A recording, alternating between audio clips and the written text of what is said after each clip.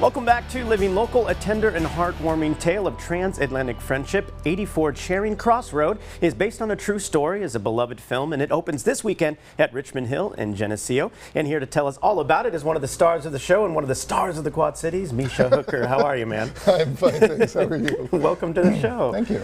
So let's start with Richmond Hill. It's kind of a unique place, but let's talk about where it is and why it is so unique to the Quad Cities. So it's in Geneseo. This is actually my first show out at Richmond Hill. Oh, okay, cool. And so it's a 30-minute drive or so from Rock Island, which is where I live too. So the drive had been a kind of a thing that kept me from doing it for a while. But as I've been going back and forth from rehearsals, it's really not that far. You get on the interstate. If you're anywhere close to the interstate, it's a direct shot. But they're a barn theater, so not to be confused with the other barn theater in Moline. It's a different barn. But so it's an old barn, and the stage is in the round, so you've got audience on all the sides. And this particular show is not actually being played in the round. It's about more of a thrust feel to it. So one side is pretty much dead. So but it's a theater in the round, so a lot of great stuff kind of takes advantage of that and takes advantage of the space. It's old, wooden feel and a really nice homey kind of theater feel. And it's really close proximity to the performers too, which I always liked out there too. Yeah, you're right up next to the audience. It's very good. And so this is based on a true story, and of course that film. But let's tell us what it's all about exactly. So it's based on letters, basically, that are being sent between Helene Hanff, the one who published it ultimately as a book, and a bookseller in England. That's the address is 84 Charing Cross Road. So she's an American. She starts out actually as a budding playwright, wants to break into showbiz, and she's got really just a hankering for all things English. And so she starts correspondence trying to get books from this bookshop in England. And the letters go from 1949 through to 1968 as she writes, and she gets letters back from the bookshop, and the friendship basically develops between them. She gets a lot of material that she wants. She sends them presents. They send her appreciation, and it's a thing that just develops into a really sweet, heartwarming relationship, as you said.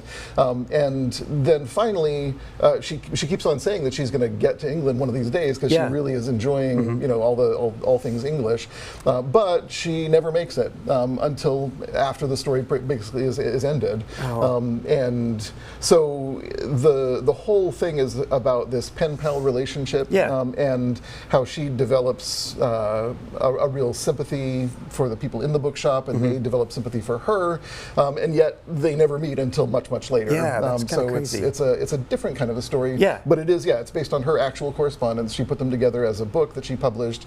Later, others made it into a play and then a movie. Anthony Hopkins, as you know, and Bancroft. Yes. And so one of the things that I feel like is very interesting about it as a true story is that she's not your typical Anglophile. She's really interested in England, but she's not so much like, I'm into Jane Austen, I'm into Charles Dickens. She really likes the life portraits, the memoirs, the essays. One of the things she's constantly looking for is Samuel Pepys' diary, which is kind of a deep cut. It's very specific. But she loves the feeling of real life and people writing about their real lives at different historical periods. So it's a little bit weird in the sense that her taste is different from what you might expect, but it develops into this. She shows what she likes, and they get back to her. They look for what she's looking for, and it's just that relationship developed through the years. And you mentioned Anthony Hopkins. You'd seen the movie? I have seen it. Yeah, I read the book back in the '90s, and I saw the movie back then as well. Wow.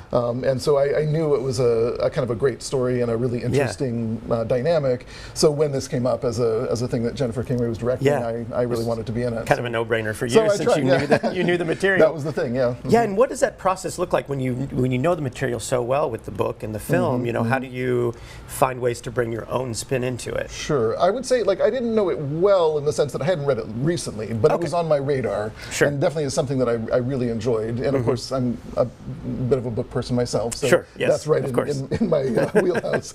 But I would say it's a little bit different as a process from some other types of shows, because it's not really based on conversations, or at least they're long distance conversations, but everything's really long, drawn out. out, you have to remember, well, I'm responding to this, and then I'm responding to this other thing, and then I'm responding to this other thing that she mentioned in her letter. It's unique in so that, it's that not way. a quick back and forth at all. So it feels different in terms of establishing character. It's the big picture rather than the immediate dynamic of back and forth conversation. So preparing for it is a little bit difficult. I mean, obviously, lines and character and all that kind of stuff, but it's sort of on a grander arc rather than each scene playing out in a very specific way. It's a more big picture thing than more granular. That's interesting. And let's talk about why viewers should check it out. Obviously, you've kind of expounded upon that. It's a lot different than a lot of things that you can see right now. Yeah. So I would say, I mean, obviously, if you are a book person at all, it's definitely going to be something that you would enjoy.